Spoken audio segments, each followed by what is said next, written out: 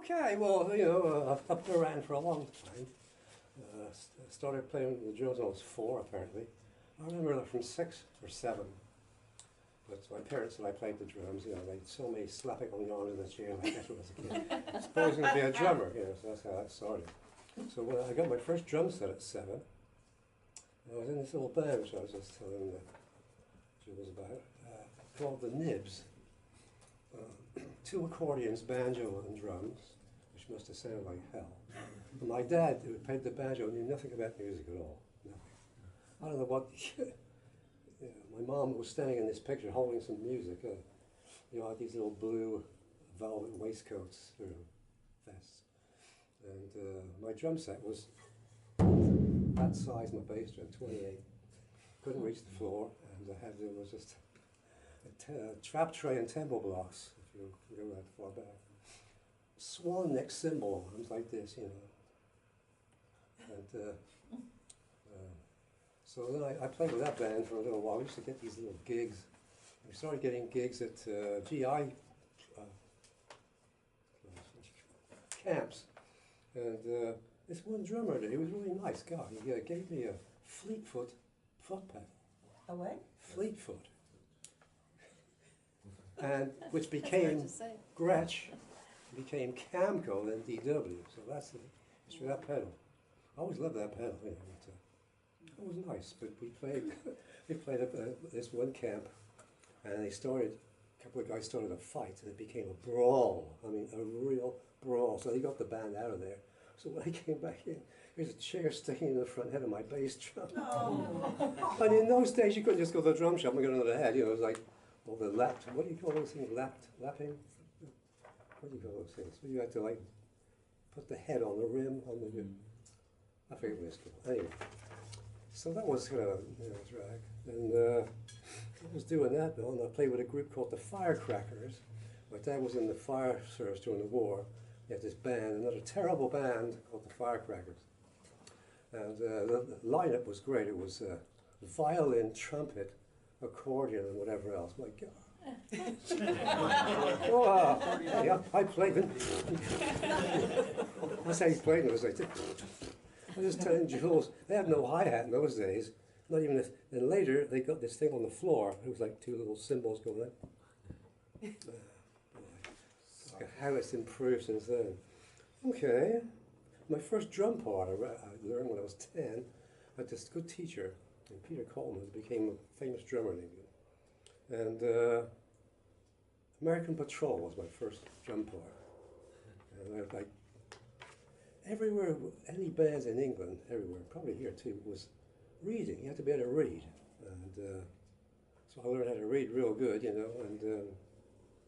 through all these different bands. But I was playing this band in my hometown of Swindon, Wiltshire, west coast of England, and Johnny Bratt's band. 12-piece band, something. So I was getting to be 18, and that's when you had to go for they call it conscription there. The draft here, 18. So my dad was saying that the band here is dead, and my dad was sitting together, talking while we were playing, which is really a compliment.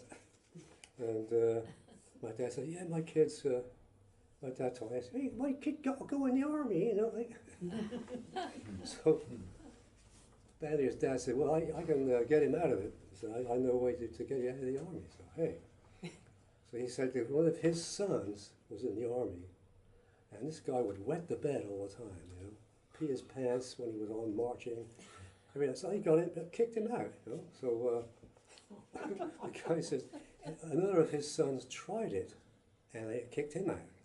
So the guy said, why don't you try that with Colin? So, okay. So because of this physical thing, I was like 126 pounds at the time. And talk about skinny. So at the end of this thing, you had to fill all these forms, One thing was like illnesses you've had, miscellaneous. So I put down bladder weakness. So I go through all this stuff, there's like 20 guys naked, all standing there never seen that naked man before. Never seen one since either. But so They called me in. He says, yeah, you're a little thin, but we'll get you in. I said, hey, what about my bladder weakness? He says, what? He says, pharmacist on the bottom. He says, oh.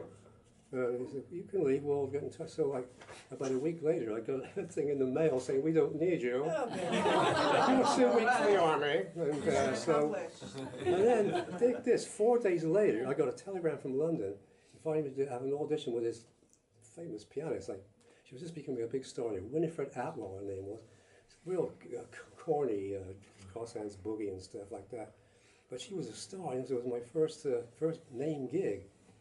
So I did a lot of stuff with her, but it was pretty funny. There was another drummer I thought was better than me, but they liked my sense of humor.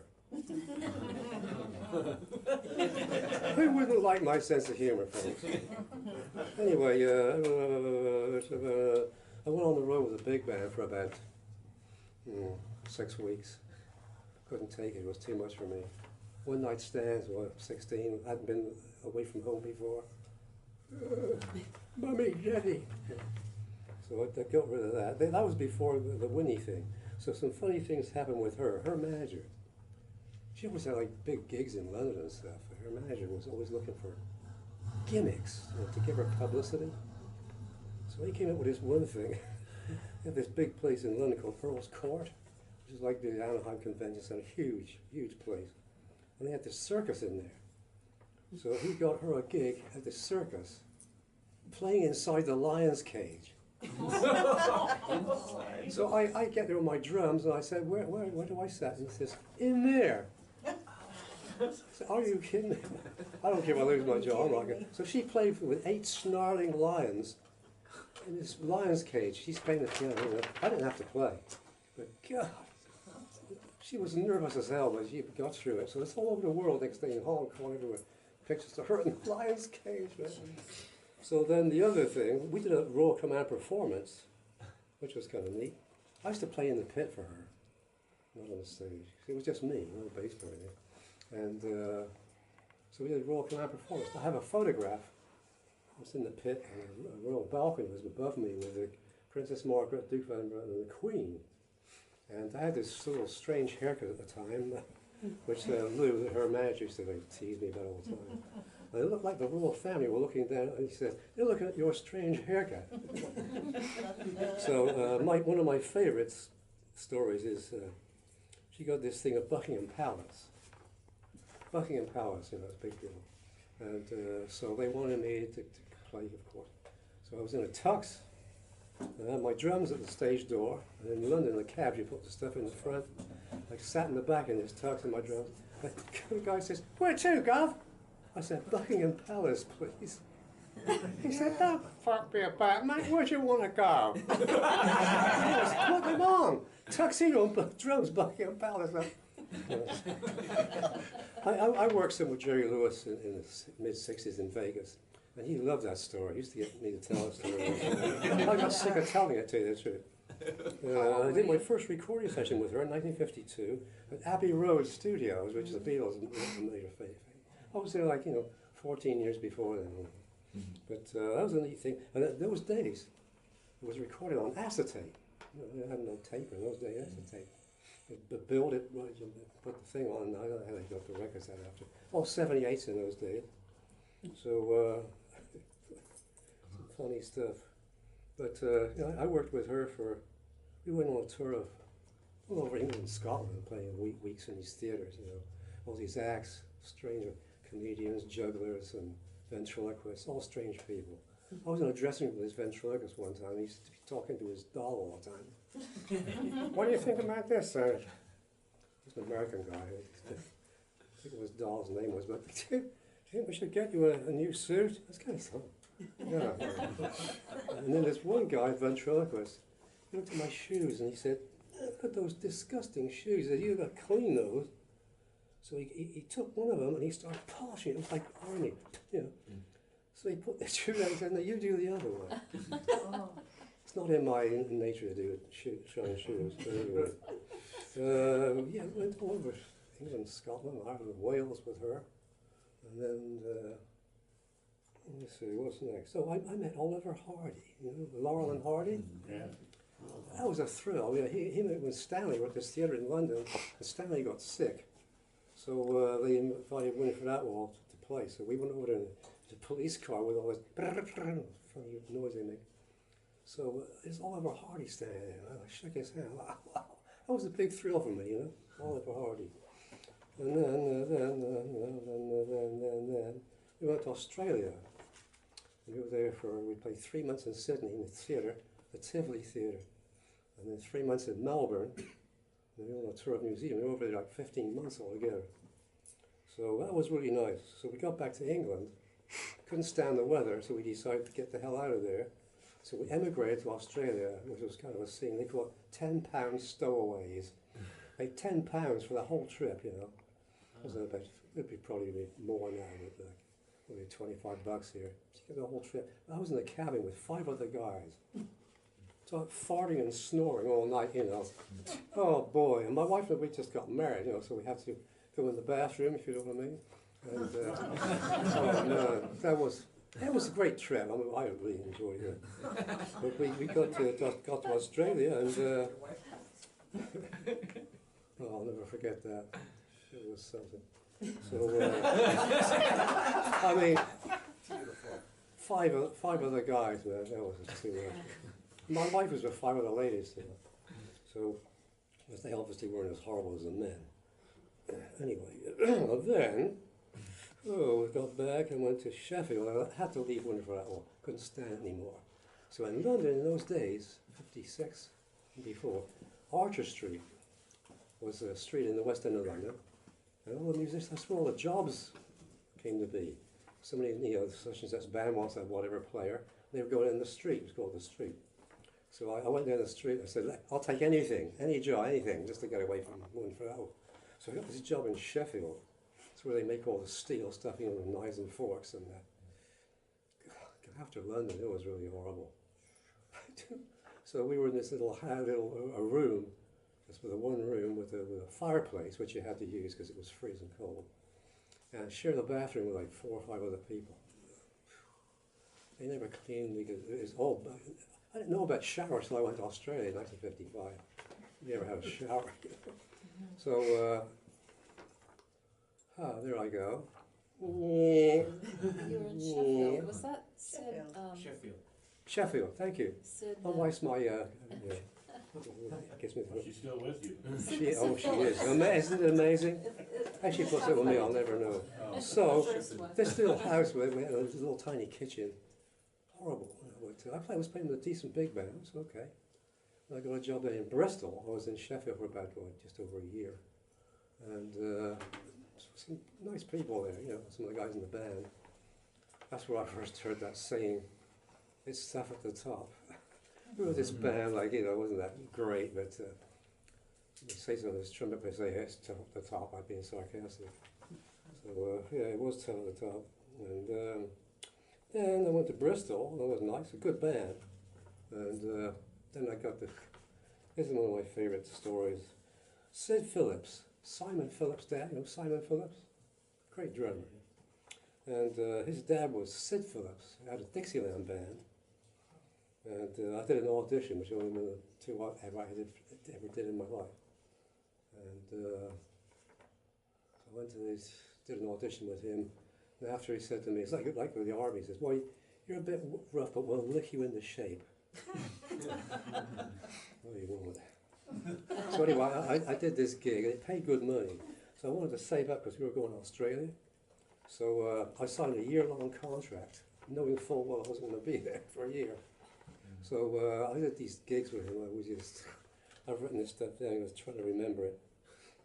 We were like a name band in England. You know, so we went, his brother, Sid's brother, was his agent. So he got this job, live TV at a circus. So we figured we'd just go in this, you know, play. So we get there, and they were my drums say, where do I set up? He says, up there. It's a scaffold, 30 feet high. I had to take my drums up on a rope, which I thought was pretty ridiculous. Then, well, that's just the start of it. This is one of my humiliation stories.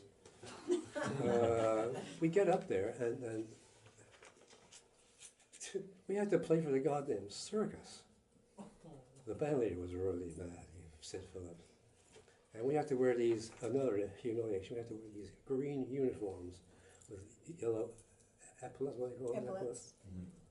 Boy, talk about, and I had to wear a hat. You know, I wear a hat. I have a small head apparently. They couldn't find one my size. So I had this cap over here. So we had to play for circus. So they had elephants. So this lady saying to me, "I'd like you to like phrase with the elephant." Oh, really? So when the elephants came through into the ring, they knocked the side of this scaffolding. It's like being on a rough ship. We're trying to play like this. Oh, God. So by the time we got out of that night with our tails down, going back to London on the bus, you talk about humiliation. Well, that was it. God.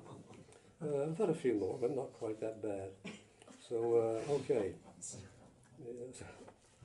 We were on a 32-seater bus, like 5 guys, because Sid had his own car, and that's way.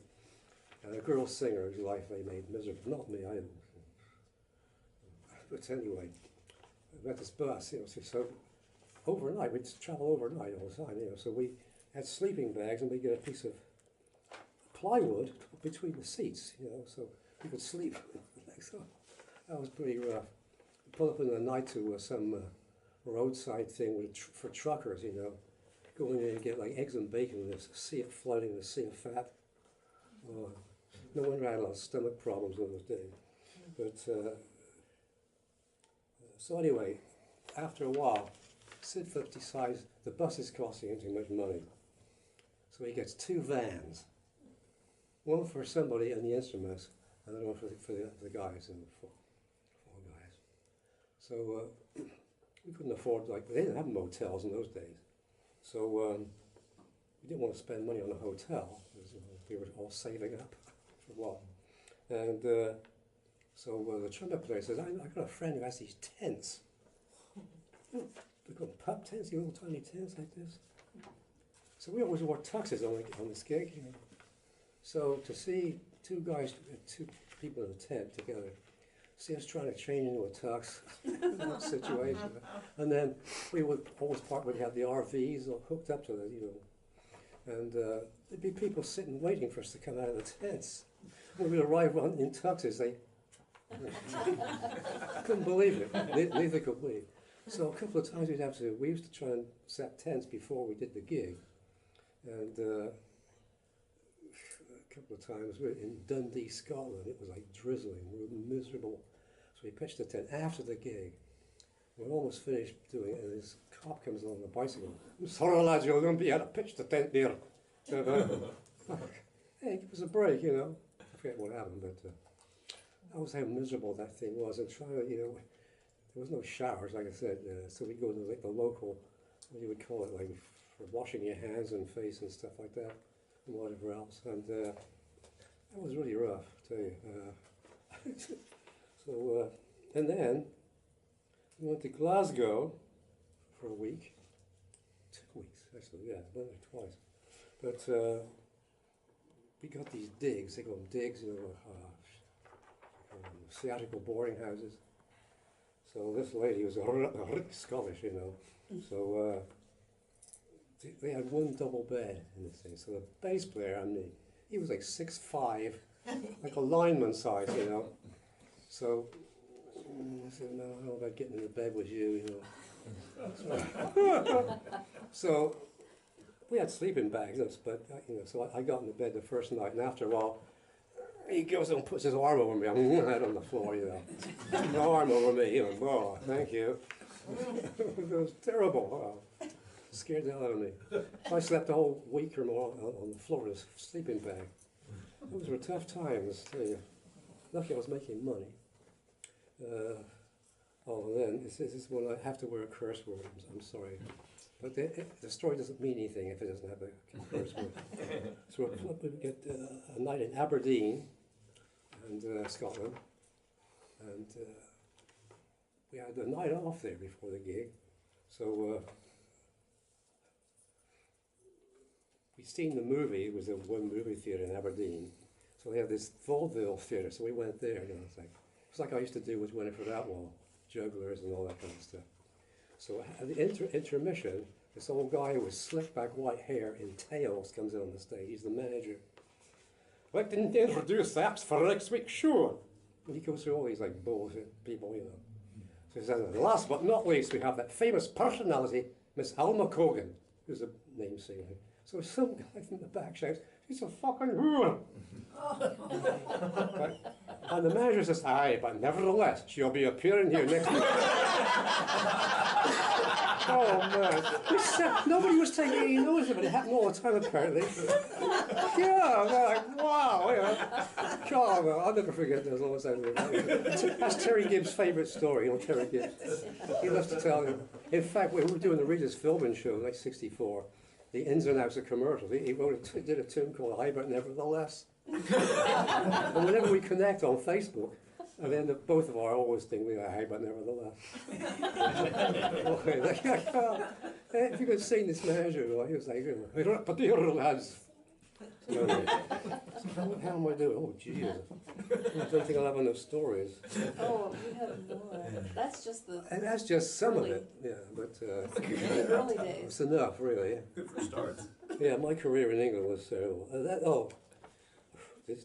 We were on the bus one day, coming into this little small town. I'm on the corner, like an old vines covered building. It says, crap and love it. A turn is crap and love it. C-R-A-P-P, love it. Don't tell me they didn't know what they put out. I would have loved to have a photograph of that. I couldn't believe it. It was a cricket player in England. Crap was a pretty common name over there, apparently. So this famous cricket player, played for Gloucestershire. I'm sorry you're interested in that, but there's a fielding position in cricket called the slips, and one called the gully. So this commentator one day says, that's this guy dropping the ball. He says, he's dropped the ball and dropped crap in the gully again. Oh, man. Oh, I still love that stuff. There's a lot of funny stuff in England. Maybe not as much as there used to be, because it's, you know, kind of miserable now. Oh boy. That live TV stuff, I remember we used to like pre-record everything, except for singers, but any other clues or anything, I mean, skits. So there was this one thing, at the end, I forget what the skit was about, but there was this clue, on guard, and I was supposed to go. So at the time I was playing Friday nights in this jazz club, this coffee house in Sydney, called the El Rocco. Man, I used to play there a lot. So I just had one drum set in those days. So I packed the drums up, and as I'm going out the back door, I hear, on guard. And I'm supposed to be there going, so, you know, I got the trap case with my snare drum in, and I took it up on the thing. I said, I'm sorry I didn't hear the clue. And that's okay. And at the time, I heard this clue. Oh man, that's it for me. I'm gone. Anyway. Oh boy, boy, oh boy. Yeah, playing Shallow Line Band. It was a good band. They're so like laid back down there. Well, they were in those days. There was a guy named Bob Gibson who was the leader of the band at one time. This one show I was doing. And Vaughan Monroe. Anybody remember Vaughan Monroe? That was like a terrible cornball. So he was there. So he had 3 tunes. So we did two tunes, and the band says, "Top and call the old rub-a-dub, mate." The rub-a-dub-dub pub. So this guy's got out and what's this guy saying? But I've only done 2 songs. And the band says, "Don't worry, mate. She'll be right." I thought that was beautiful. Right? Oh, wait. So we're going over the old rub-a-dub-dub. Have a few schooners and middies with a bigger size there. So they'd have a few schooners. Come back and be all happy, you know. There's a couple of guys in that band who were really weird. Kevin Valenzuela was a lead alto player. He'd come in here, he had to wear like black suits and tie. He would come in with white socks on, like this. He had to put tape, because the band was on camera. They have to put tape around his socks. Black tape. There's some strange guys. But, I loved Sydney. If it hadn't been for me coming over here, I would probably still live there. But anyway, in 1960, I met Joe Morello. I hope you know who Joe Morello is. Oh, yeah. One of the all-time insane, incredible drummer, the nicest guy I've ever known. And he had this left-hand technique, which you guys know about drumming. I heard him on a record once with Dave Brubeck before I went to Australia. He did all this with the left hand. I thought, how can anybody do that stuff? So he's come in there with Dave Brubeck, and I was in the opening group for Dave Brubeck. So they asked me if I wouldn't mind helping Joe with his drums because he was almost blind. Just to meet Joe was a thrill for me. So I asked him about that technique, and he says, "Well, come in my room tomorrow morning." He says, so he practiced pad, so we were there for 2 weeks. I pested him every morning when he woke up. There was me with the practice pad and the sticks, and he showed me that technique. I'm still trying to get it right after all these years. Tough. It's about stuff these days guys do, but then you can play that stuff without really learning it. So what was I going to tell you with that? Yeah, Joe was almost blind, really great guy. We used to do these funny, silly things. He liked to be silly like me. We used to do ventriloquist thing. I'd sit on his leg and Dave Brubeck loved it, Whenever we'd be hanging, he'd say, "Hey, do your ventriloquist thing." I think that's funny, So, all nice people. Paul Desmond, he was impressed with me once because I'm really into classical music. I've been listening to classical music for a long, long time. I really know a lot of works. So he played a clip from the Rite of Spring, Stravinsky, and I told him afterwards, I like that, thing he played. He said, "Man," he was impressed, because I knew that, But anyway, he liked to drink too. Before each gig, he'd knock a few down. But they still play, okay. So then Dizzy Gillespie, Sarah Vaughan came over. So I played with them, with the group I came over here with a year later, to play with Diz and Sarah Vaughan. Dizzy Gillespie is crazy. He's really nuts. That's why they call him Dizzy. Oh, really? Really? Because he is dizzy. But he was funny. We played Night in Tunisia, it's like a Latin thing. He gives me like, you play, he tells me what to play. Pretty funny. But something I was going to tell you about him. Anyway, Sarah Vaughan, we played for her too. Jeez, what was the Divine One? She was just incredible. Such a sweetheart too. But she knew how to. Dizzy did something one time. She was like really cursing him out, NF this and NF that. So that was great. But when they went back to the States, I felt like they abandoned me, after playing that great music and being with those people. I mean, God, I'm back in Sydney now, So about a year after that, the Kingston Trio. Remember the Kingston Trio? Put your hands if you remember the Kingston Trio. Real folksy, very famous group at the time. Tom Dooley, corny. Anyway, they came to Australia. I played the opening group. I played for Dave Brubeck with them. So we got on great together. They liked our stuff, and we got on great together personally.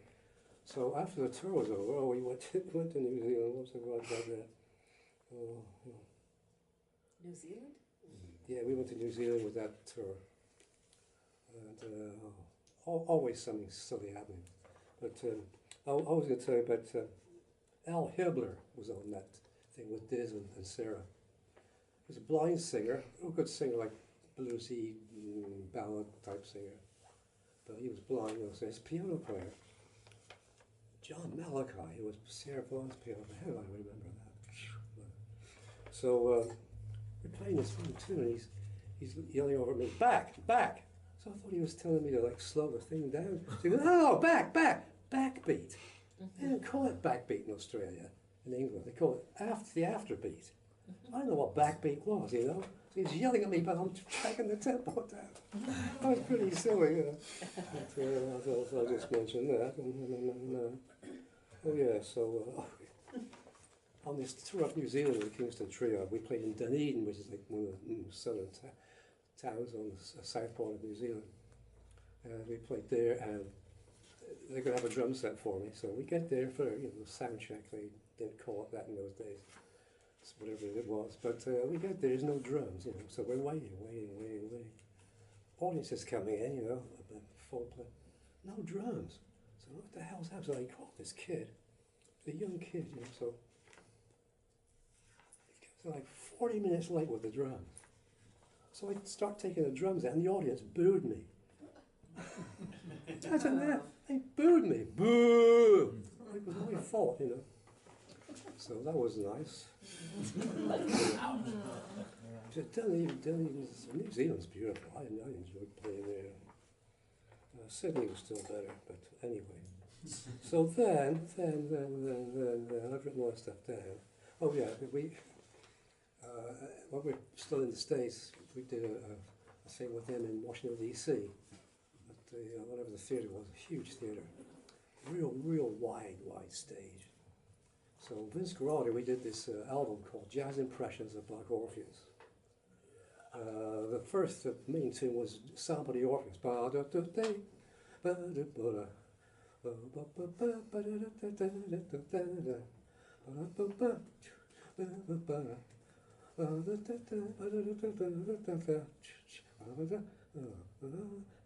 the last part goes.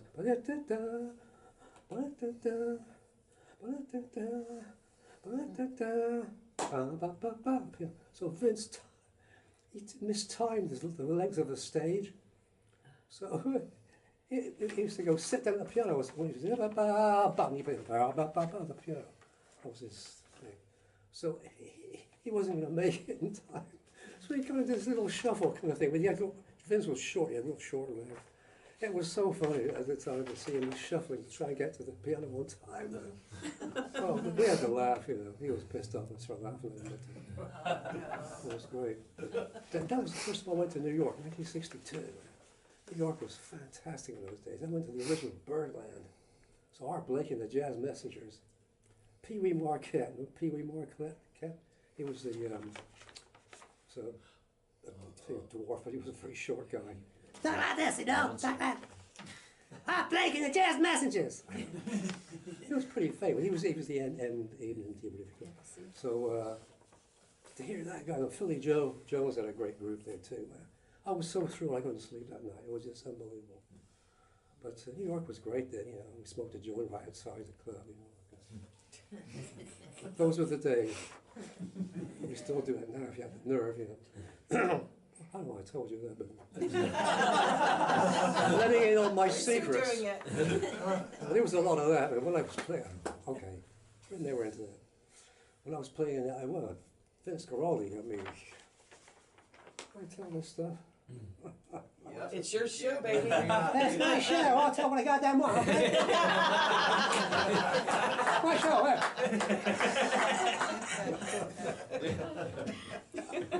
So anyway, the first night I got an apartment close to where Vince lived. He lived in the house, real house. So where was it? I can't think of the name. Anyway, he was driving me to work. So I didn't have a car yet. And I just, I got to tell you how I got to play with him. I didn't write that down. How come? So after the Kingston Trio invited us to the States to do a 6-weekend tour with them. So when that was up, I was expecting to go back to Australia. And I was in a drum shop one day just hanging out. And before that, Vince Guaraldi had heard me play in San Francisco with the Australian Jazz Quartet. So I saw him afterwards, and he says, I like the way you play, man. He said, you want to come up Monday night and play at the jazz workshop? Come up and sit in. So I did, We're in the John afterwards, He's saying to me, sure, I got a lot of technique, man. Lots of places, whatever. So anyway, 2 days later, I'm in the drum shop. The drum shop owner says, there's a call for you for Vince Guaraldi. And he offered me the gig, Play with him and Monty Budder, like world-class players. I couldn't believe it. I just really overwhelmed me. So that's when I started playing with him. So anyway, the first night on the gig with him at the Trident in Sausalito, great club. The Kingston Trio were leasing that at the time. And they made it into a beautiful club, which people there now have ruined it. But anyway, in the car that night, we're on the way over, and Vince says, "You ever smoke pot?" I said, "No." He said, "You want to try?" I said, "Okay." So I didn't get anything out of it, So the third time, I said, "This is it for me," So, anyway, that's that story. But, but every night on the gig, before the gig, on breaks, it was like now, but that was fun days. And all the time I was in LA, it's the same. You have a great Once in a picture. while, you'd call what you did, like, I can't say it. Marty used to go overshit, out of overshit. And, because that's what I used to call partners, yeah. So you'd get a little too out of it and be embarrassed to try to get out there to play. So anyway, that's that. So anyway, blah, blah, blah, blah, blah, blah, blah. Black Orpheus, that was a great album. It's still good. I mean, I'd like to play it now. One of the few albums, I've made a lot of albums, over 100 jazz albums. That's one of the ones I can still play without being offended and by my playing. And it's a great album. Cast Your Fate to the Wind was on that album. It became a huge hit. Meltor made, I don't know where they got the lyrics from. Vince's his income went from like 7,000 a year to like 284,000 a year. He got audited because he thought he was cheating. But that tune was a hit. It was tough to play. And a few drummers. The way stuff went together. I was playing with the brushes.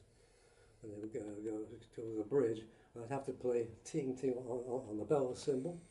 So I figured it out to do it with the left hand with the ring on the end of the brushes.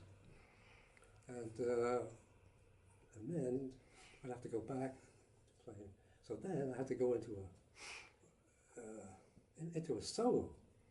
I had to put the brush down and pick the stick going bap. It was like any time to go bap. So I managed to figure that out. I don't know how I did it, but.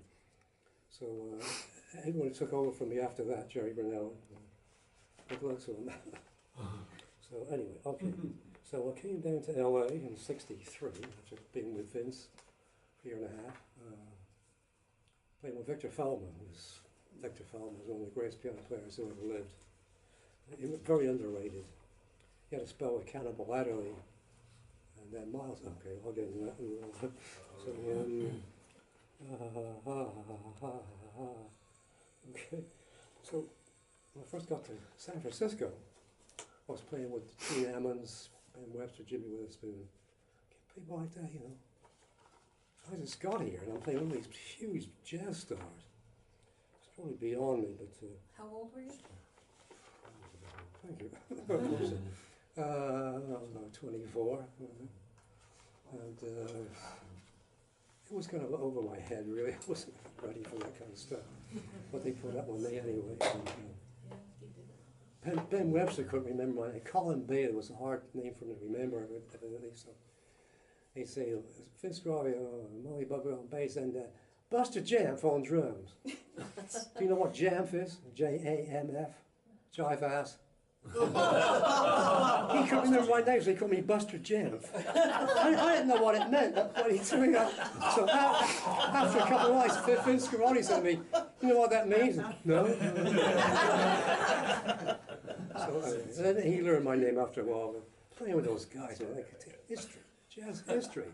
Ben Webster with Duke Ellington, Gene Ammons. Gene Ammons was strung out. Couldn't get in the dressing room on the breaks, The door was locked. If you know what I mean. I won't say that.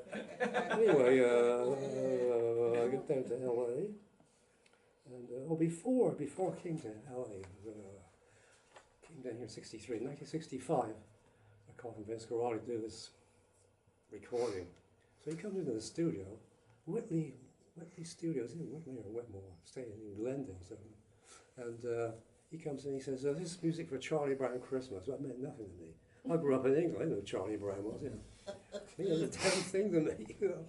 So we went through this stuff, and nice.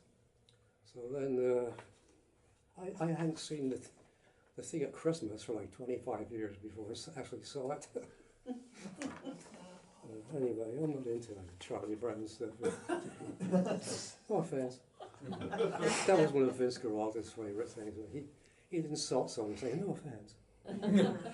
It's a great alto saxophone player, Frank Strozier, was out here. And Vince, we did a thing called The Great Pumpkin. It was after the Charlie Brown stuff.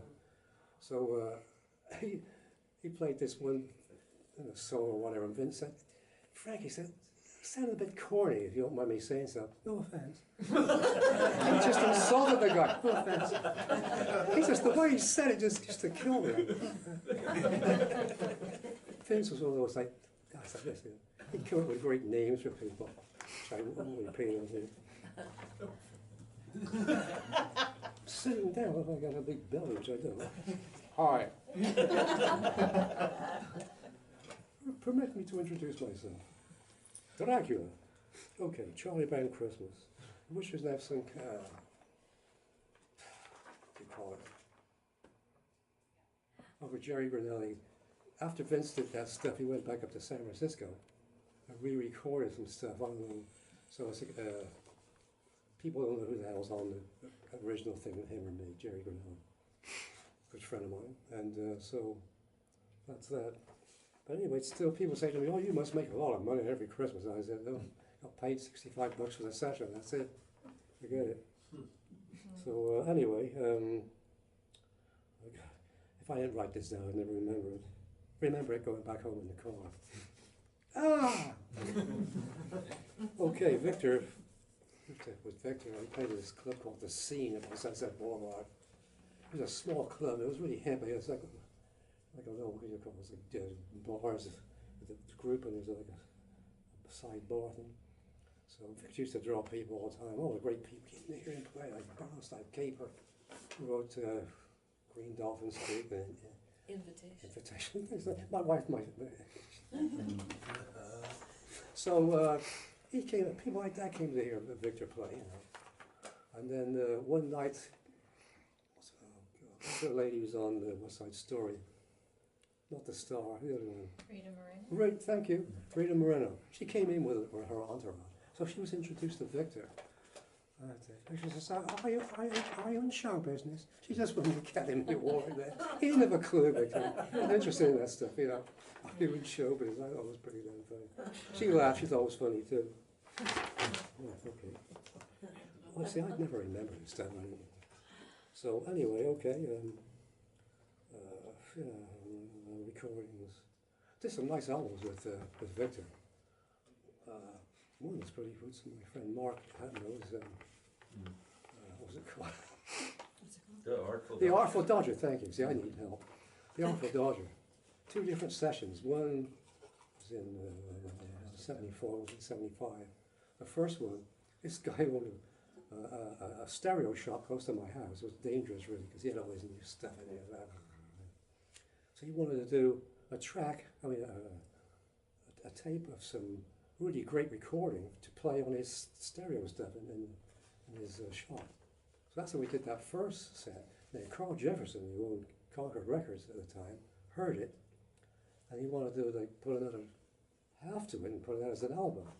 So we did that half an album with some very tough stuff. Victor, hard stuff. What I loved about him was he always included me in the stuff. He always involved me. I wasn't just going, I was involved all the time with this stuff, you know. So he wrote some hard things in there. And at the time we were all, Chuck DeMarco was bass player, and we were all kind of busy-ish in the studios, Victor very busy. So we had a short little run through this stuff at his house. And I was reading this stuff on the session, you know. I was just like, you know, oh man, that was tough.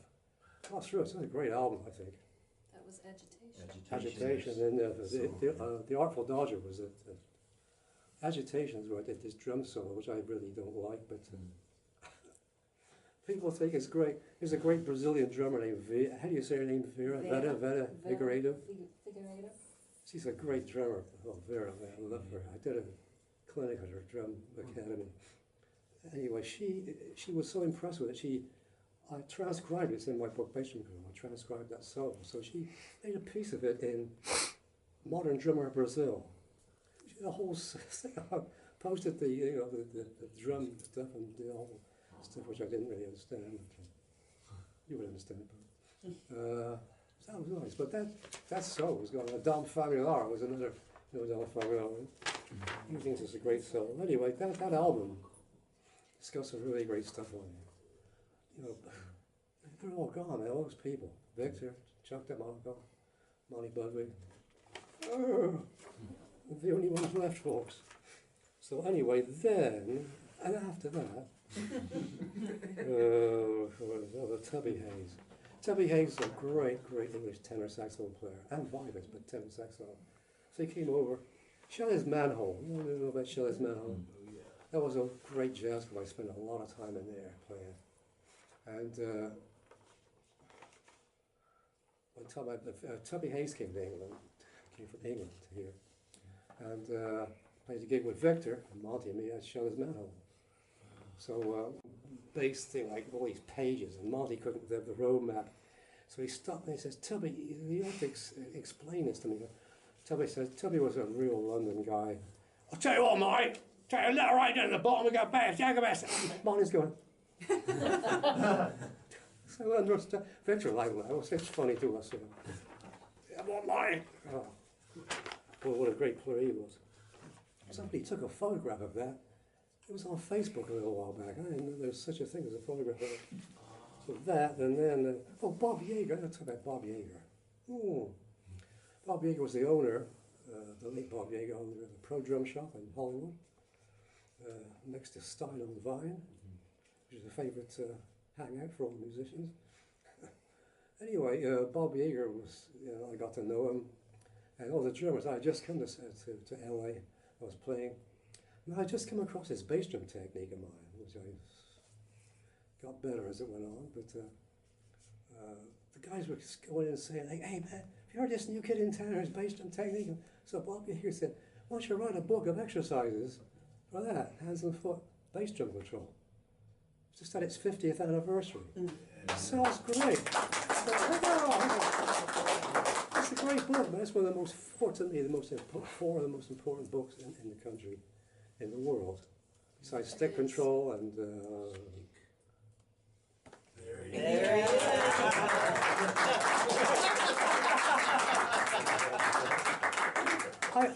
I don't want to lose where I was at, but I got to tell you about that photograph. Yeah. That's one of my favorites. I was in chemotherapy when I was thinking. I looked like shit for a long time, so Michelle said one day, she says, you look pretty good. She said, once you go to, I got this photographer, I went right down there with the bass drum and foot pedal. He got me to sit on the floor like that, So after that, I looked terrible, but that was one day. I needed a new book cover for the 50th anniversary book. So that's how I came back. But that book it's all over the world, Some guys come up to me, hey, say, man, I've had your book for 30 years. Is that all, Yeah.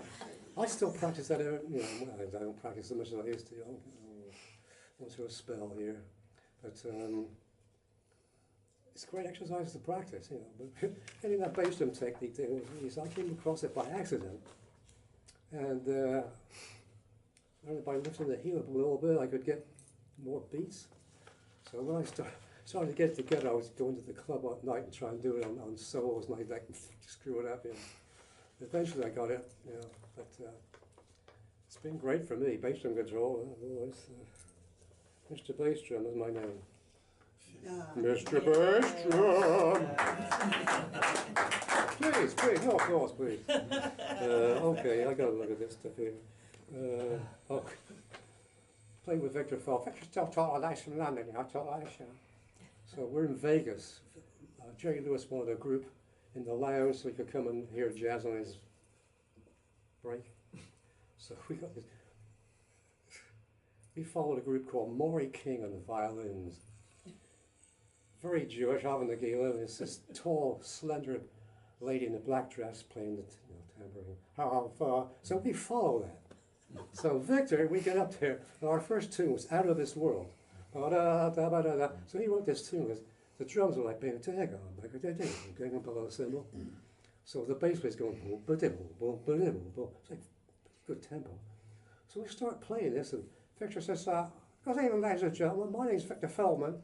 No, I'm Monty Babbitt on the bass, Colin Bailey on the drums, I'd like to introduce rendition of Out of This World. These people are going, They couldn't wait to get the hell out of there fast enough. It's like a mass exodus. These people have been Murray King and the violins. They were going boom, but can you imagine all my inspector going, ah, you know.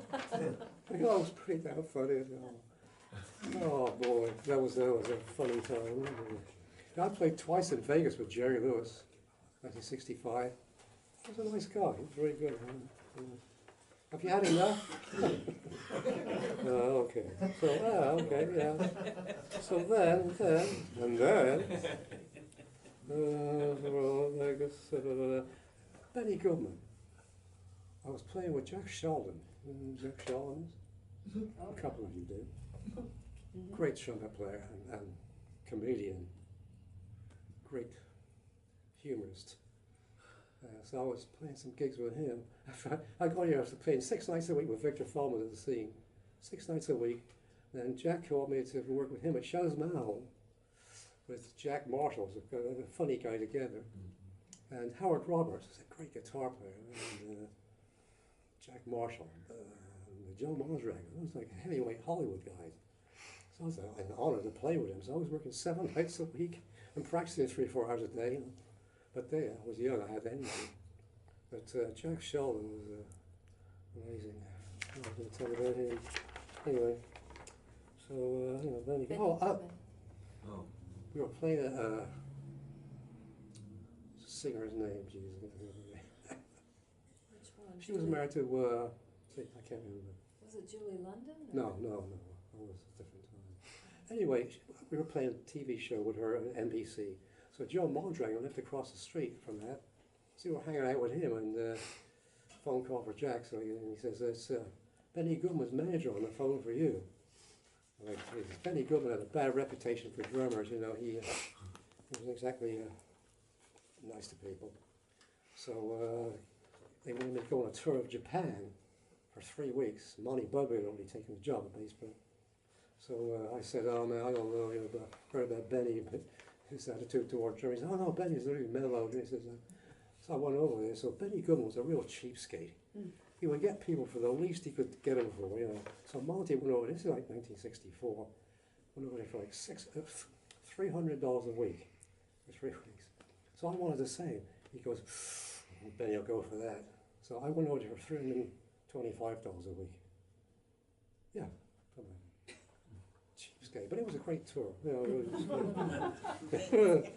So then I did 2 nice albums with Benny. One live in Japan, Kosai Nenking Hall in Tokyo, and we did one at Capitol Records, which was kind of funny in a way. But Benny was a real weird dude. But he was kind of crazy, just really strange. The first hour or more of the session at Capitol Records was having the band over there and then over there, me on the riser, me on the floor. Went on for a while. And the booth's going, "Oh, Benny, come on." You know. So we gradually did that one. It's a good album, big band, nice. So what was that? Oh boy, I'm doing okay. I'll get to the end of it soon, folks. I know you've got so much to fit in. Okay, well, okay, I'll pick the best bits.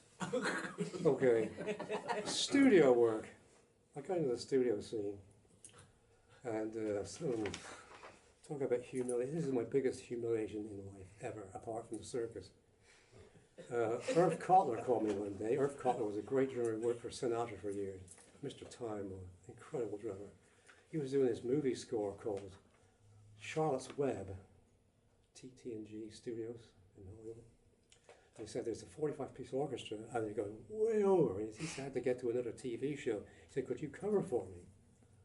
So okay, so I go in there. And at the time, all the drums in the studio were like real cardboard box sounding dead, and his were like wide open. That was his trip for a start.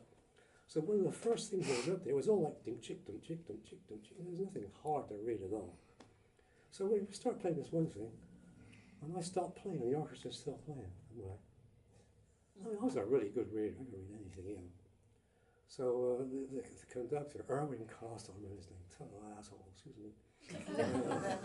Anyway, he said, "Let's do that again, one more time." So we do it, and I did the same thing.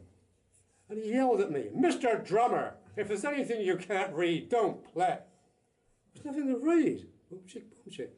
So there's all these heavyweight Hollywood, studio players in there. I felt like a real idiot, which is, So, one of the percussionists came over and he said, I know what happened.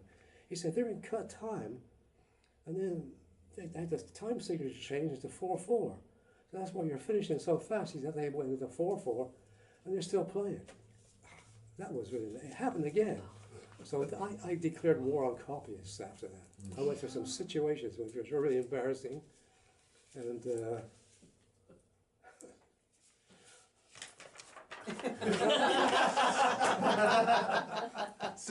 I or don't I? You do it, man, do it. Do you ever hear, you guys know, Fernwood Tonight?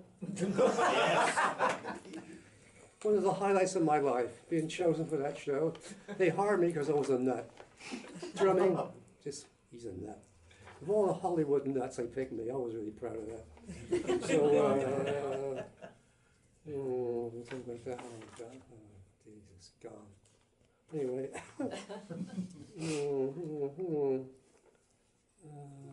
Studio, okay. So Frank Duvall was the band leader. He was like one of Hollywood's greatest jazz composers. He did all kinds of movies, they all movies. So he wanted to be silly, so he took the job as Happy Kind with the Mirth Makers. I was a Mirth Maker, proud of that. So, so anyway, I did a real movie score with Frank Duvall after that. Some detective movie, I forget what it was, but they had a big 10 brass or so. And all these, drums, you have to catch these fingers when the band's going, you have to catch that stuff on the drum. So there was none of that on this program. It was like totally just bars. So I'm saying, oh, Jesus, copyist again, So I go over to Frank Duvall and he says, he starts writing on there with his pencil, these figures. So just then the copyist came in, Bill Hughes, who recently passed away. He says, what's the matter? I said, you did it to me again, man. So he says, I had the wrong number part up there. Oh. At the part which had no drum stuff on it. At the wrong piece. Frank Duvall, that was really funny. So the guys in the band, what an idiot, So, after that there was a few more things too. Copyists, man, boy. But by the time they got to the drums, they'd had enough, Well, I know about the drum part, All right, what else? Buddy Rich, I gotta tell you my Buddy Rich story. And this is another expletive if you don't mind. So, I went to Vegas with Betty Goodman's band, Christmas, New Year's, in 1964, 65. So, we had 2 days of rehearsal. It was a great band. So Buddy was playing with Harry James' band at the Lincoln. So after the first day of rehearsal, we went to dinner. And Lee, the piano player, Monty Budley, and me. So afterwards, we went across to see the guys. I wanted to see Buddy, hang out with Buddy, but So we're talking. He says to me, "Hey, by the way," he says, "I'd like to hear the band. What time you guys rehearsing tomorrow?" I said, 10 o'clock. He said, I wouldn't get up that early to hear me play. Wow. I went right in there, man. I thought, who else would have the balls to say that? But he could carry it out, to laugh at that. Oh. Then not long after that, he was on a TV show. I was in the band on Donald O'Connor show. And Buddy used to stay up all night, go to 4 o'clock in the morning or so. Are you trying to signal me for something? Go like this. He's stretching. That's okay, I'm kidding. So, oh man, I forgot what I was telling you. Buddy Rich. Oh, he was a guest on this TV show. So he used to stay up all night, Buddy. Get up at 3 or 4 o'clock in the afternoon. So this TV show, like rehearsal, was 10 o'clock in the morning again. So he comes in and he's real crabby. He doesn't want to know about being there, So Buddy says, "You have charts?" Buddy says, "Sure, I just play some blues." So they play a couple of things. He played some fours for you drummers out there. They were just so beautiful. I sat right beside him, him playing on my drums. It was a thrill. Buddy Rich, man. There's nobody ever like him. That's why Kiko Freitas is a Brazilian Buddy Rich. my dear friend. Anyway, Joe Pass. When I first came to LA, '63, I started to get some recordings. I did Claire Fisher, great piano player, arranger, nutcase. Pain in the ass, besides being a great musician. So I did a session with him, Albert Stinson, great young bass player. And we were doing a single. In those days, they used to do singles. So we were just doing this one piece. So we're playing, just Dick Bach, the owner of the company, he says, man, you guys sound great, let's do an album. And that was how it was then, So we just did this stuff, and it was out on an album called Surging Ahead. Got 5 stars in there, I thought it was terrible anyway. So that's when I met Joe Pass. I hope you know who Joe Pass was. Greatest, him in West Montgomery, nobody like him. So, that's when I first met Joe, was I did an album with him and Claire Fisher. It was Joe's first album, after he got out of Synanon, which was for rehabilitating junkies. And I knew a lot of those kind of people. But we did a nice album called Catch Me. The piece was called Forward Pass, but the owner wanted to call it Catch Me. Like, Joe hated it, man. He said, I don't like to be called Catch Me. He's like, big time, Catch Me. So anyway, it was a nice album. But then I did another one with Joe called For Django, which was his most famous album. I still like to hear that. That was the start of that quartet. John Pisano on guitar, Jim Hewitt, the bass player, and myself. We played a lot of gigs. And that was a great time at that time with Joe. Joe Pass was nuts. We'd be in Denny's somewhere, Joe was standing up saying, I want to see the chef. Denny's, the chef. Waitress would be like, we'd be in a nice restaurant. Joe said, hey, this roast beef, any good? I said, any good? In a loud voice. I don't know, sir, I don't eat here. I said, how about this? Is this any good? He did that stuff all the time. Total nutcase. Just didn't care, I didn't care either, but he was worse than me. So, then I did a lot of albums. I did 14 albums with him through the years. 12, and then there was 2 that he didn't want to be released, that were released in Japan. But anyway, that's that. And we started together. Joe went with Elvis Fitzgerald and Oscar Pearson in 1970, I think it was. So I didn't see him again till 1989. We did an album again, and we went to Japan a couple of times on tour. Great times. Really had fun playing. And so I was over there with Richie Cole, too, a saxophone player and playing with him. We traveled all over the world together. I did that to get out of Dallas. I'll give a lesson at 4 o'clock. That's right. So all these guys, their wives were jazz singers, jazz singer. A promoter, a great guy, Takao Ishizuka. His driver, his wife was a jazz singer. So the driver, we're driving, Richie called me here in the back of his car, we're driving to a short distance, and the guy says, you mind if I hope I don't offend you with this lady behind there. But to me, and Richie was so damn funny. Charming funny, charming. So, Japanese people say English. So this guy says, my wife just went to New York, did an album with Hank Jones, and he said, you mind if I play you a track, go right ahead. So the first piece on it was Body and Soul. My heart is sad and lonely. So she says, my heart is sad and lonely. Wow, that was so heavy. We had to grab each other not to laugh, but it was like, that's a treasured moment for me, Really. It was the perfect, And we were over at Christmas time, to hear the Japanese singers, they were just singing phonetically, what the hell they were singing. So I wish you a Merry Christmas, all that kind of stuff. It's just lovely, And then we were on a flight one time, it was real rough, throwing everybody around. I got settled down, this stewardess came up, straightening her clothes and everything, and she says, oh, whatever, and she says, and have a nice fright. We all we already did. How about nice friend? See, that stuff to me. My wife's oldest son is married to a Japanese lady, sweetheart, you know. And I say stuff, she says that you're going to offend her. I don't think so. So I don't mean it. I'm not being sarcastic or anything. You know. Nice. Anyway, that was that. Oh, nice friend, yes. Oh, some more good stories on here, folks. 15 minutes now. Tell your Miles Davis story. Miles Frank Davis. Sinatra. Oh, right, yeah. Tony Williams. Come on, give it up. So, when I first, I'd been in LA for a while. The gig with Victor, I stopped for about 3 months. So I'm sitting at home one night, and phone rings. This is his agent, booking agent, whose name I couldn't usually remember. He says, you working tonight? I said, no. He says, you want to play with Miles Davis? And that was like when, 1963, they were it in the jazz scene. 7 Steps to Heaven, Tony Williams, he was just turned 16. So like everyone's like crazy about this. I'm thinking, Christ, what? So I said to the guy, I said, I don't think I could do it. So I have to be too nervous. So my then wife said, you idiot.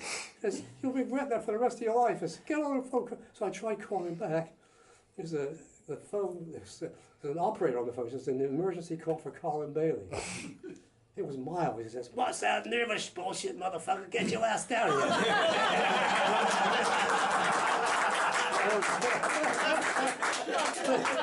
The greatest words I ever heard.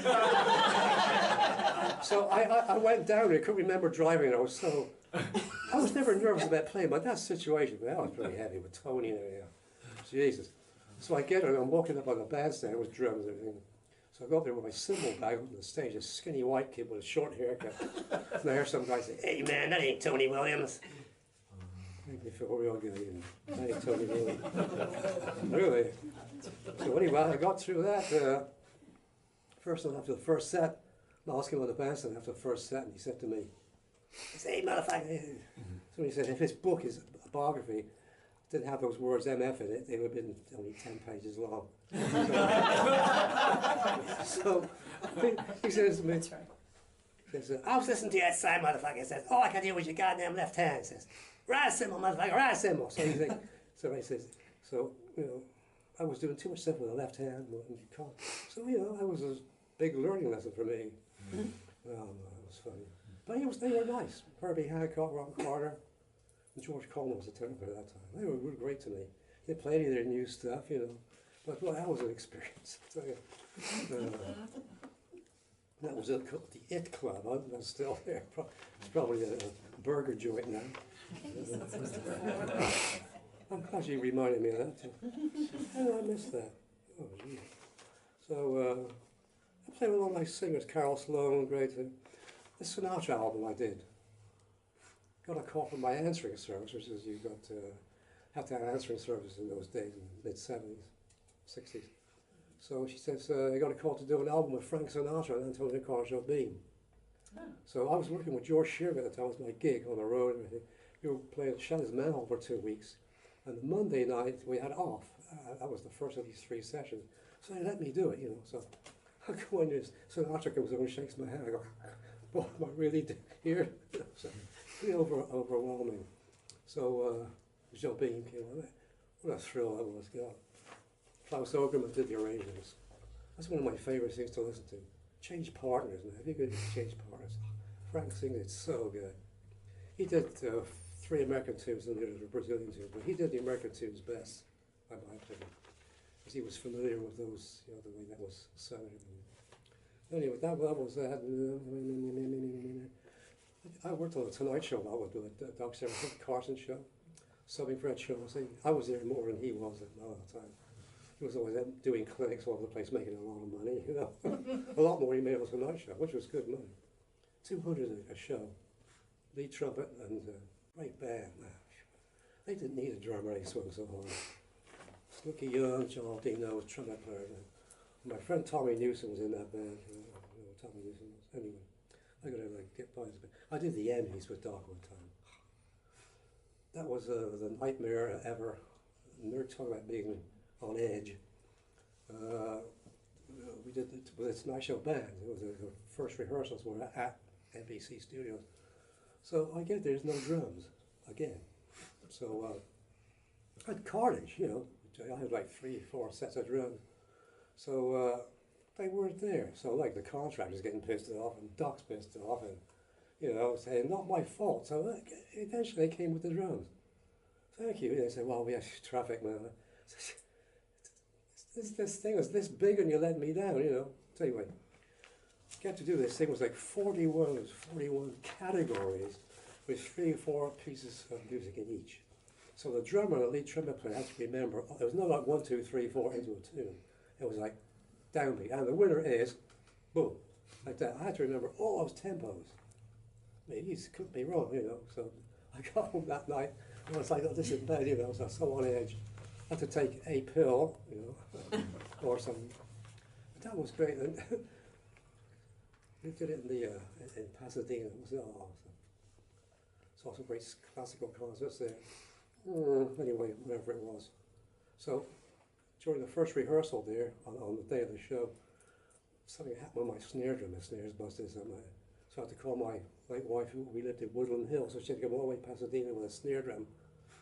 And that was another thing I saw. But that was tough. Remembering all those tempos. Yeah. I loaned, what's that guy's name? Fonz. I love the Fonz. I loaned him my pair of black pants. Something happened to his pants. He had to go on the show, and they said, don't forget to get back to me. So, okay. Do you remember All in the Family? Show? Archie Bunker and Edith. Well, I did an album with them. Yeah, believe it or not. And my dear friend Alan Coben was a great arranger. He wrote this beautiful arrangement for her, for Mr. Wonderful.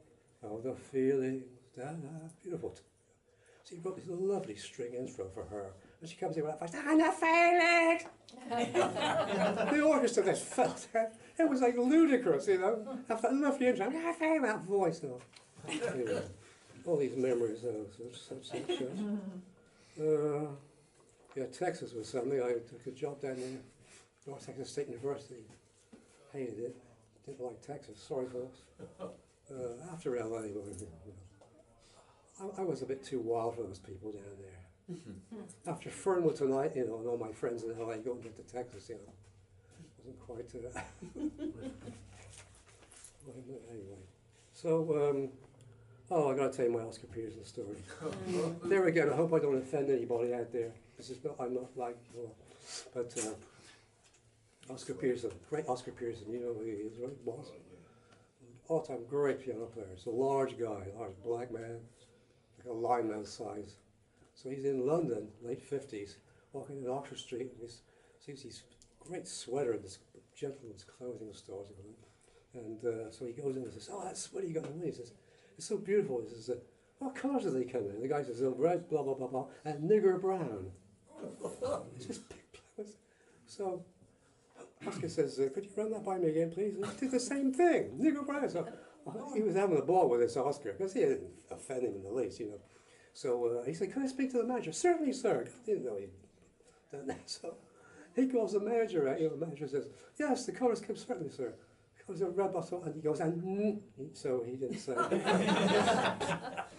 That's why he was a manager. But in those days, believe it or not, there was a colour in England called nigger brown. You believe that?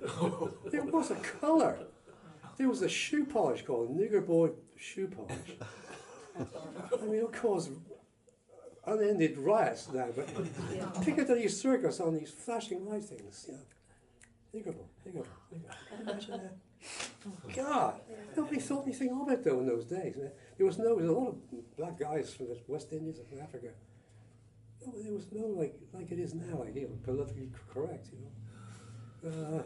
Never any problems with prejudice of any kind. So. Did you buy the sweater? Huh? You bought the sweater? He bought every colour except nigger brown. Can you imagine that situation? Oscar loved that. He loved telling that story. Oh, God. We had a great party at Herb Ellis's house when he told that story. Oh, Pete was a great guy. He was something else besides being an incredible gentleman. Okay. laying in bed one morning after a heavy night out with my friend Monty. 9 o'clock in the morning, the phone rings, you know. It's Colin Bailey, yes, Frank Zappa here. Oh, yeah? He says, Jim Pello, was a studio drummer, and I just ran out here screaming, saying, you're the only guy who can read and play this stuff. So he said, would you be interested? I said, you know, I'm really flattered, very flattered you should call me, but I have a lot of other stuff going on, you know, plus the fact I'm playing with Victor Fall. You'd have to go to his house, all that hard stuff he had, you know, the black page and all that stuff. I gotta live there to do that stuff, you know. So I didn't want to know about that, but Frank Zappa, after a night of heavy doing. He was up early. He was, well, he was pretty crazy. Notation. Maybe drummers will appreciate this. Notation. In England, it's totally different call to what it is here. Here it's called like eighth notes, quarter notes, 16th notes, half notes. In England, quarter notes are crotchets. Half notes are minims. 16th notes are semiquavers. Eighth notes are quavers. 16th notes are semiquavers. And demi-semiquavers, so 3 seconds. So I didn't know any different. So, you know, sitting in the jazz workshop when I was playing with Vince, and we're on a break and you're playing this stuff. There's a Sonny Rollins tune playing called Pet Up House. It goes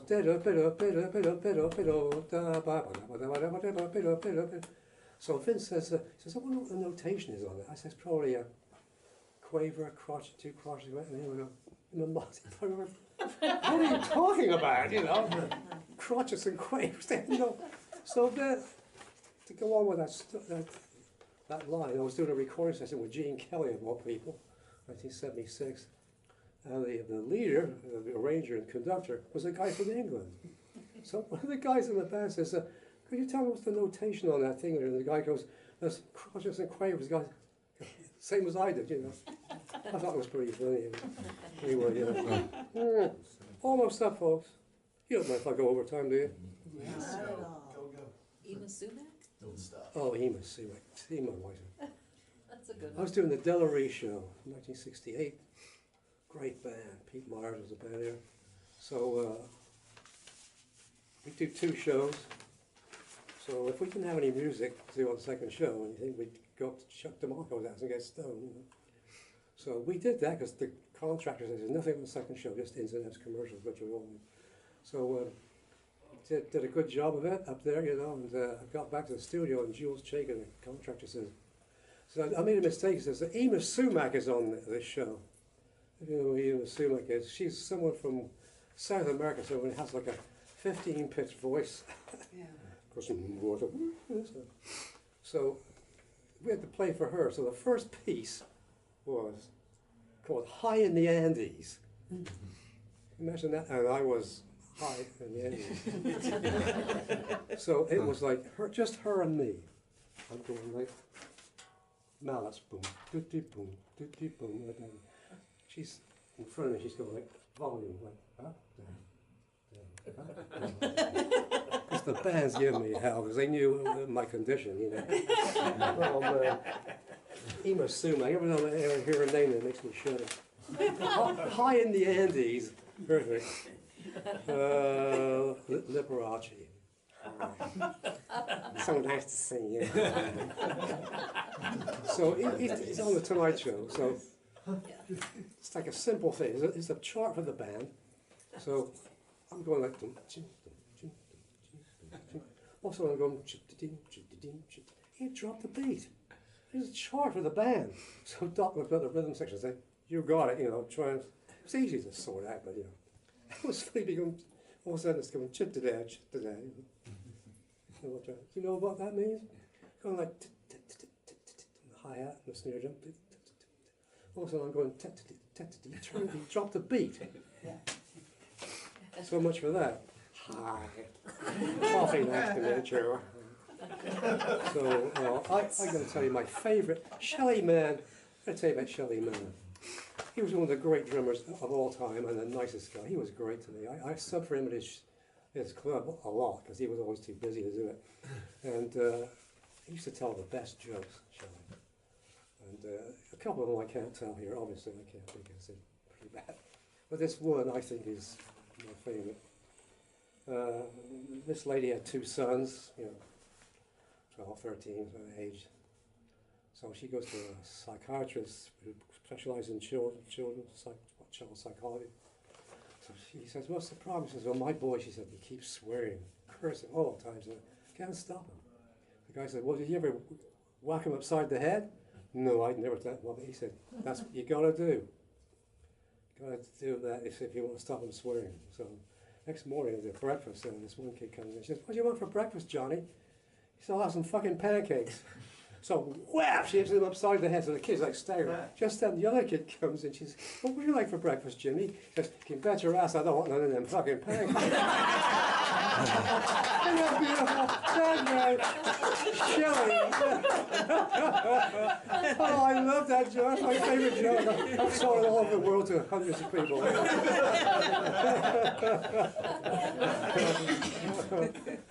Shelley was something, man. He was an incredible musician. He did a show once. It was all him, like percussion. It was musical thing.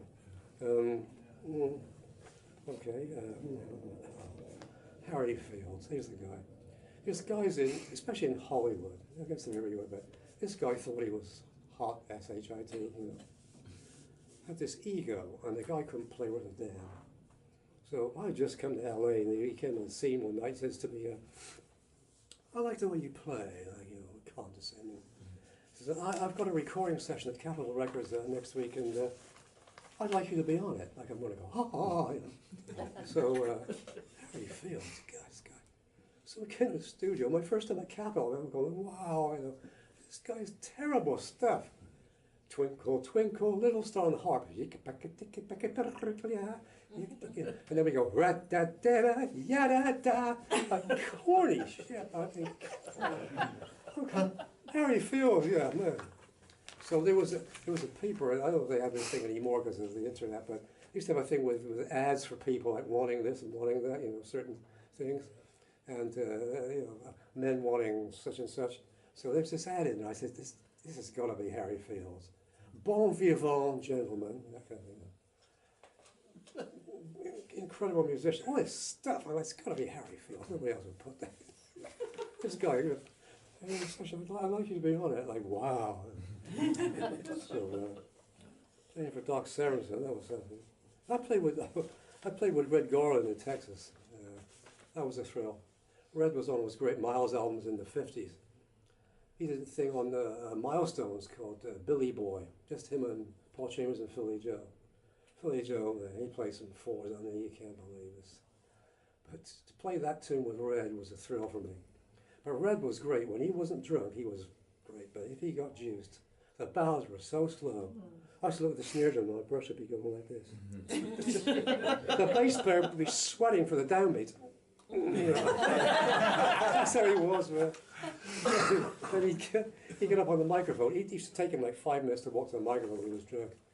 So he'd say, and now, ladies and gentlemen, we got a great jazz singer in the house. Sarah, Carmen, Lil Armstrong was his wife. She always got the mic. She'd go, "Is this thing on?" So the only song she ever did was "Over the Rainbow." Oh, bye, oh, the rainbow. Oh, man. Talk about the bass player. That's another problem. Oh, that's about it, I think, really. I've told most of my stories. Thank you very much. Don't you have 2 other books besides the one that Oh, my books, oh. I did a book in, whatever year it was, I'll tell you the book. I had a student came in one day and he says, "Oh man, I'm in his college big band. So I've got a 4-bar solo, but toward the end of this thing, I said, what do I play in there?" So I don't know. So I played some things. I realized, it was even a realization for me, was I solos in 2-bar phrases. 2 bars. So I wrote a book on it, called Jazz Solos, The Art of Phrasing. That was my late wife's idea. I think it's a little concept. But anyway, it's a good book, if you want to learn how to do soloing. Just happened to There have it one. is. This was a live session in about 1998 in San Francisco. in Berkeley. It's a fancy record. Tell us a little something inside story about writing that book. Do you have, Oh, right now. or either one, bass drum control or? Well, the bass drum control, so I was the one. Oh boy, talk about a nightmare. What is this one? Even with bass drum, so was the art of phrasing. I got in my drum room and I would tape stuff, you know, and what I liked I'd keep and what I didn't like. So this bass drum, yes, you have it there. But anyway, Oh, here you go. it's got, Well, you might as well get the advertising in. but this is a good book. Anyway, it's another, my third book I'm talking about. So I put all this stuff down. It's called bass drum control solos all around the set. The bass drum control is just a snare drum and bass drum. So I taped all this stuff and I wrote it all down, you know. So the guy says to me, you're going to have to, you know, put all this stuff on CD in the book. So I'm up there practicing in my room, practicing my own stuff. I'm trying to read my own solos, you know, Jesus. After a while I said, I can't do this, I was going to quit. And my wife said, you idiot, see all the time you've put in. So then she got to fix it. Then the engineer, Dave Luke, at Fantasy Records, you know, Joe Pass stuff, I got him to do it, you know. And he said, I'll be glad to do it. I said, you might regret it. So, you know, I went in the studio and played all this stuff, reading it. Oh, man. When that was over, I said, that's it, never again, no more books. It's the third book, and it doesn't sell nearly as well as the other two, but, you know, it's out there. Anybody wants to buy it? This, I did a bass drum technique DVD for DW 10 years, 14 years ago. And you can't get it. It's on digital downloads on the drum channel. So people, was it you went on the Amazon? It's like $2,000. $7.99 for one and $2,999 Oh for another. man, Wow. I wouldn't pay that much for the. I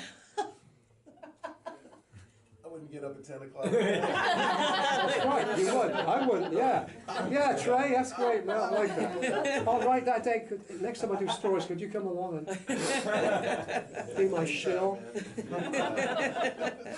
Well, anyway, you know, it's I've had a great life. You know, my career is kind of over because I don't want to play anymore. And I'm old. I'm 84 in July. This is what month is this? March. But you're still teaching? A little bit. I like teaching, you know. I got drummers coming to me, they want to learn how to play jazz. Do you have a few years? You know. I teach them to go ding, ding, a ding on the cymbal. They think that's it, you know. They don't realize, that's why I tell Aaron, you don't just play ting, ting, ting on the cymbal. You got to dig into the cymbal. Ting, ting, you know, dig into this. If you just go ting, ting, ting on top, it just doesn't mean anything. So all that. Stuff, what to play with the left hand in jazz. I did an article on that. Kiko sent me that article from Brazil. He found an old copy of Oh, really? whatever this magazine was, like 1986 or something. I did that article. And it's things to do with the left hand, you know, easy things to do. Accompaniment. I was hearing drummers that were playing stuff like it didn't mean anything. You know, it'd be better if they hadn't played it. So, you know, ding, ding, ding, back, ding, back, ding, ding, ding, back, back. That kind of stuff. It fits with the time. People doing stuff that didn't mean anything. So that's what we try and teach kids now. They go ding, ding, ding, da, ding, ding, da, da, da, da, ba, ba, ba. You know, not boom. If you know what I mean. Oh, boy. That's about it. I've got a lot more stories to tell, but you know, Those are all great. Are you going to be in Fresno? Huh? In Fresno? I don't know. Oh. Some it's guy not signed yet. messaged me and said he wanted me to do a thing in Fresno. There's a great drum shop in Fresno. What was the name Bentley's. of it? I don't know the name of it. It's beautiful. Bentley. It's one of the best Bentley's. drum shops I've ever seen. All their stuff was organized. It was beautiful, man. I did a clinic there a few years back now. And then then we have pulse drumming. Pulse drumming. I'm pulse drumming, man. They're my soul here in Ventura.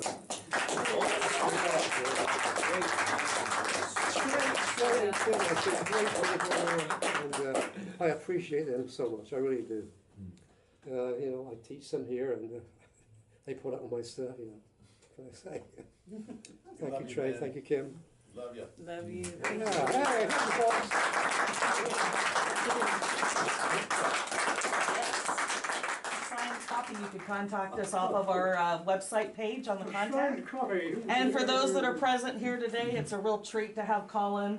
We are just blessed beyond to have him as part of our pole strumming family, as well as our friend and our colleague, very many clinics, and Istanbul Mehmet, who is also the endorser of your. Yes. You endorse their Wonderful cymbals. cymbals. And, Yeah, I just got a new one, a 19-inch.